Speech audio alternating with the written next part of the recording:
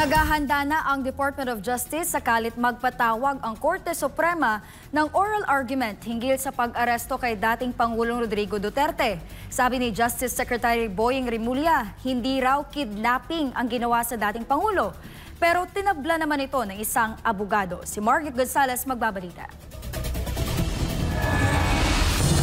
Hiniling ng Department of Justice sa DOJ sa Korte Suprema na ibasura ang pinagsamang habeas corpus petitions ng mga anak ni dating Pangulong Rodrigo Duterte. Matatandaan na dahil sa motion for recusal ng Office of the Solicitor General na punta sa DOJ ang responsibilidad na maging counsel ng gobyerno sa petisyon. Sa inihaing komento ng ahensya, sinabi nitong moot at walang merito ang petisyon dahil hindi na hawak ng gobyerno si dating Pangulong Rodrigo Duterte at nasa kustodiyan na siya ng International Criminal Court o ICC sa Netherlands.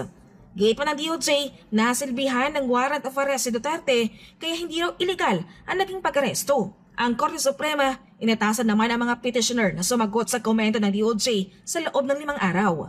Ayon kay DOJ Secretary Boying Rimulya, naghahanda na sila sa posibleng pagharap nila sa oral argument o pagdinig ng Korte Suprema hinggil sa pag-aresto sa dating Pangulo.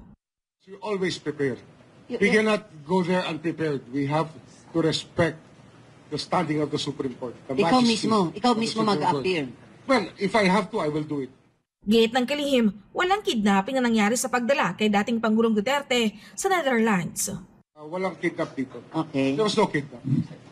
It was an executive action to surrender the person with a warrant to the ICC through the Interpol. Ang pahayag ni Rimulya, tinabla naman ng kapwa nitong abogado na si Attorney Salvador Panelo. Matatandaan na base sa kampo ng mga Duterte, hindi nakapagpalabas ng hard copy ng warrant of arrest ang Philippine National Police noong inaresto nila si dating Pangulong Duterte. Hihilain ko yan. Hihilain ko yan. Naku, maniwala ka, hihilain ko yan. Makikita rin sa kumalat na video na kulang na lang ay kaladkarin ni PNP Criminal Investigation and Detection Group o CIDG Chief Police Major General Nicolas Torre III ang dating Pangulo para lang maisagay ito sa plano. Ang warrant of arrest, illegal. So kung illegal, kidnapping yun. Walang authority. Ayaw ng akusado.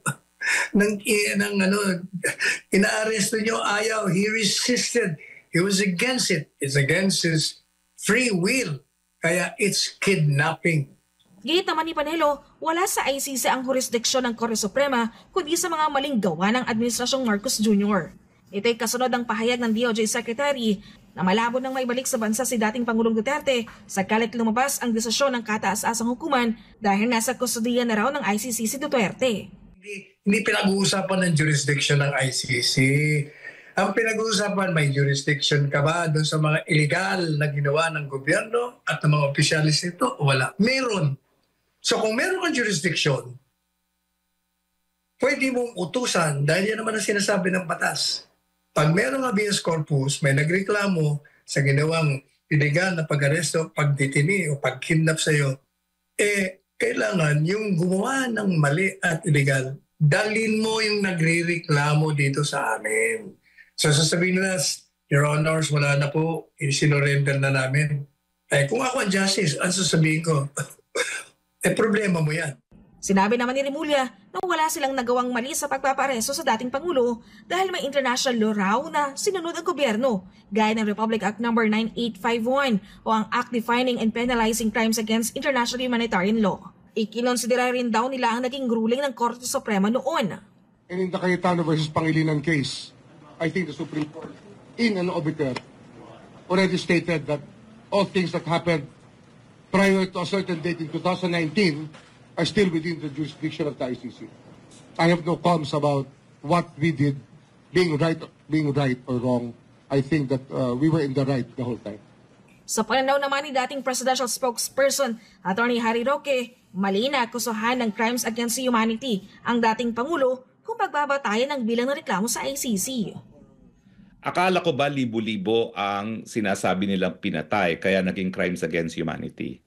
Nagulat na lang ako na 43 ang sinasabi nila, no? Nasaan yung libo-libong sinasabi nila, no? At paulit-ulit naman nilang sinasabi yan na pinapatay daw ng Pangulo, di umano ang libo-libong tao.